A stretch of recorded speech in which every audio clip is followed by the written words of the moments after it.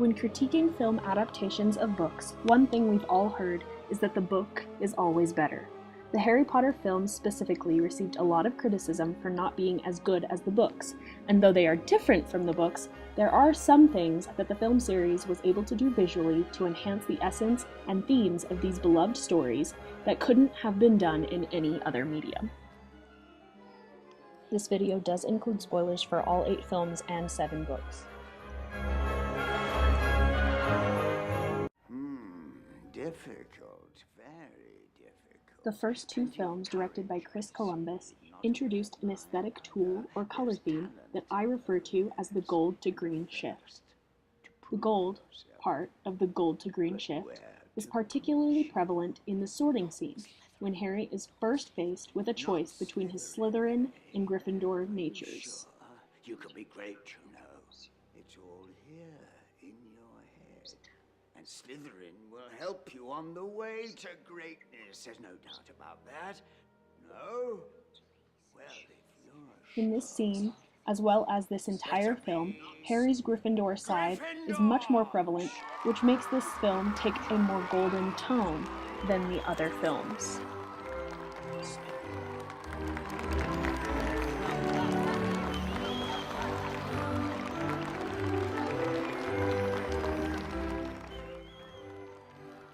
This scene from the second film is a stark contrast as it shifts from gold to green.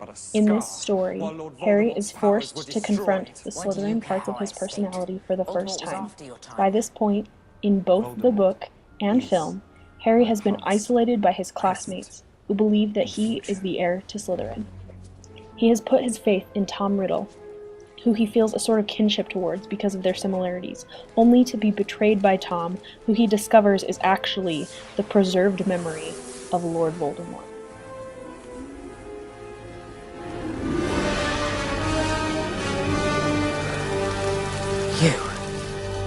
You're the heir of Slytherin. Would one day fear to speak when I became the greatest sorcerer in the world.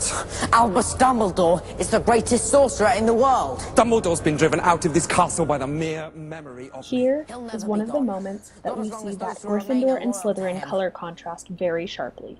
As Harry defends Dumbledore, Fawkes swoops in, cutting across the green background before filling the screen with red and then leaving again. This moment symbolizes not only Harry's inner conflict, it also foreshadows the fight between Tom and Harry that is about to begin, and predicts that though Harry's Gryffindor side has won this time, the battle is far from over. A songbird and an old hat. With the third film comes a new director, who starts this franchise on a new journey. He films with a darker and edgier style that reflects Harry's growing angst.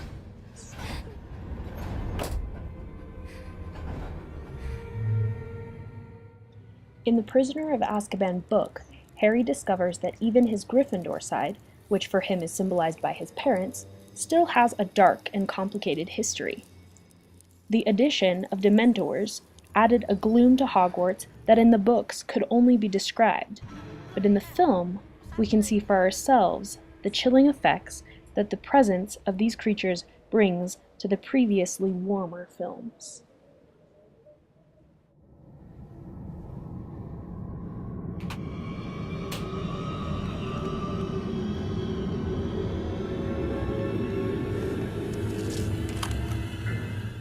Though the gold to green shift is not present in the third film like it was in the first 2, the addition of this colder blue color became a major theme for the franchise.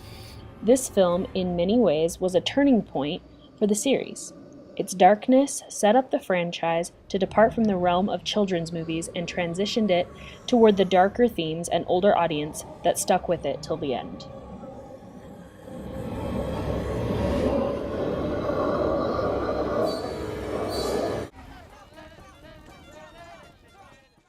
We are on to the 4th movie and the 3rd director, who took cues from both of the previous directors. Overall, this film is darker than the first 2, in a similar fashion to the 3rd. This use of darkness foreshadows Voldemort's imminent return. In the scene, we also recall the gold to green shift that we saw in the first two films.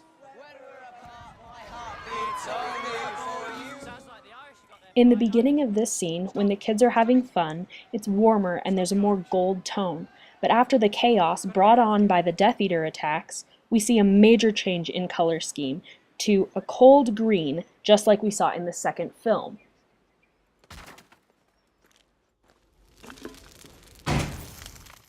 The Death Eater attacks and the appearance of the dark mark in the sky are both tools used in the book to foreshadow Voldemort's return. This callback to the color scheme from the first two films enhances the narrative tool of foreshadowing.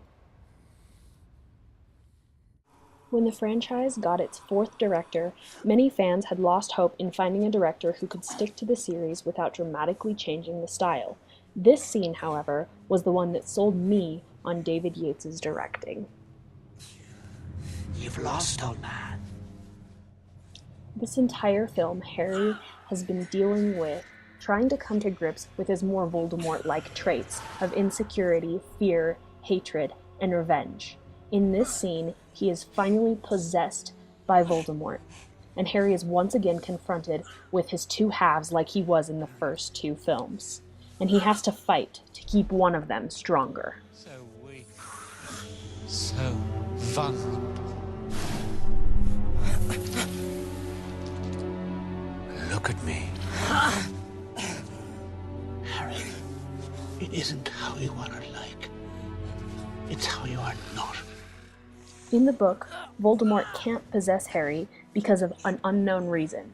But in this version, we're able to see a little bit more of what was happening inside Harry's head. In this scene, David Yates uses a color scheme similar to the third movie, and also themes that call back to the first and second films.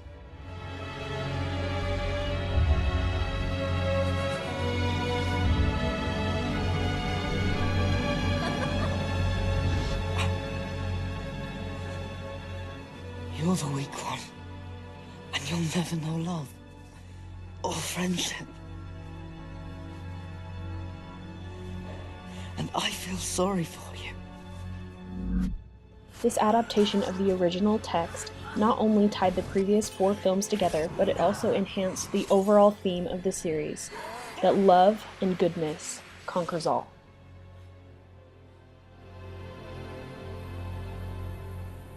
The holidays. Oh, well, be sure to give them both my best. Harry Potter and the Half-Blood Prince is the book that is the most comical and light, while also being the most dark and disturbing. Once again, employing the gold to green shift, we see that contrast very pronounced. In comical scenes, like this one at the Slug Club meeting, the entire scene is yellowed, like an old photo, symbolizing how Harry's growing obsession with darkness is making reality fade around him. They attend to people's teeth. Fascinating. And is that considered a dangerous profession? No.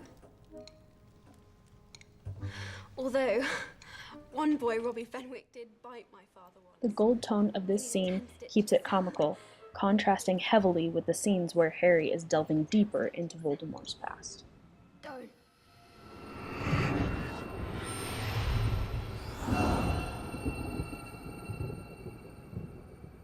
You're the doctor, aren't you? No. I'm a professor. And I believe you. Strangely, the memory scenes are some of the most aesthetically rich in the whole film. Despite being dark, the green we see here is less subdued than in previous incarnations of the gold to green shift, and more vibrant than any of the gold tone scenes in this film. You can do things, can't you, Tom? Things other children can't. Harry is beginning to feel the weight of what he has to prepare for. The scenes in which he is living are more subdued than the ones where he's learning about Voldemort. This allows the audience to witness Harry's transformation from the kid who is extremely lucky to still be alive into the chosen one. But I am the chosen one. Head for the burrows. We'll rendezvous there. On the count of 3! Hold tight, Harry. 1, 2. One of the things that is really key to the book series as well as the film franchise is the way that parallels are used between the first and last stories. One of the ways that the films were able to demonstrate this book ending was through the use of parallel color themes. In Deathly Hallows Part 1, we have this scene where Harry is flying away from Privet Drive with Hagrid in a flying motorcycle, much like he had arrived there 17 years earlier in the first film. The films were able to add a layer to the parallels between these scenes by filming them with similar color schemes. While both scenes are very blue in color, the main difference between the two is their light to dark contrast ratio. Deathly Hallows is grittier and darker, symbolizing the danger that they are headed towards. There is more light in the scene from the first film because that scene is the beginning of Harry's journey, not the end of it. There, Hagrid. It's not really goodbye after all.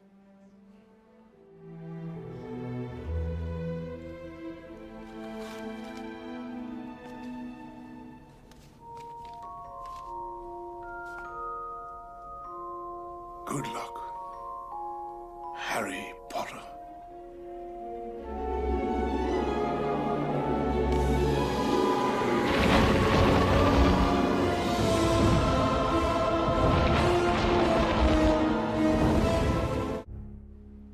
Though films can't narratively do everything that books can, the same goes the other way around.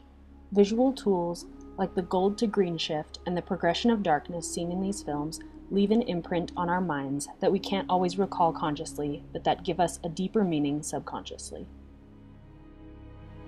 The opening scene for Deathly Hallows Part 2, for example, is emotionally impactful because of how different it is than when we remember how grand Hogwarts looked the first time we saw it.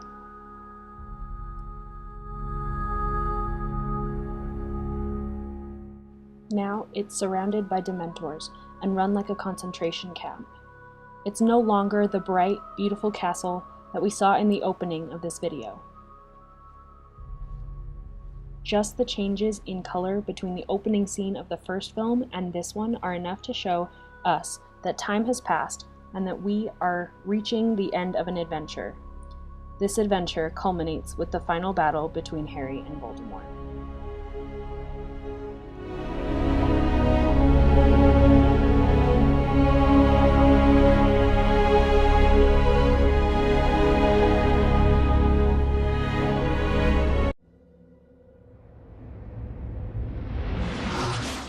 The final battle between Harry and Voldemort is visually similar to the previous fights we've seen between them, including the Priori Incantatem, or the meeting of two wand beams that results in a reverse spell phenomenon, which is something we saw in the fourth film.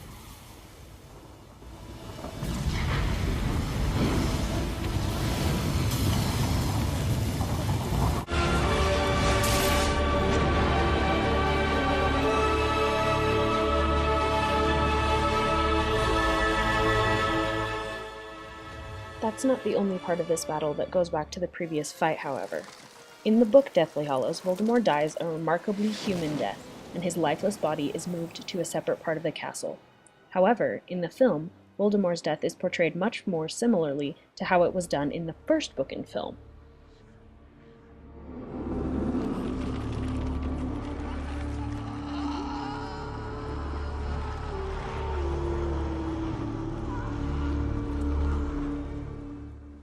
Whether you like the books or films better, it is obvious that there are some things that only visual narratives can do.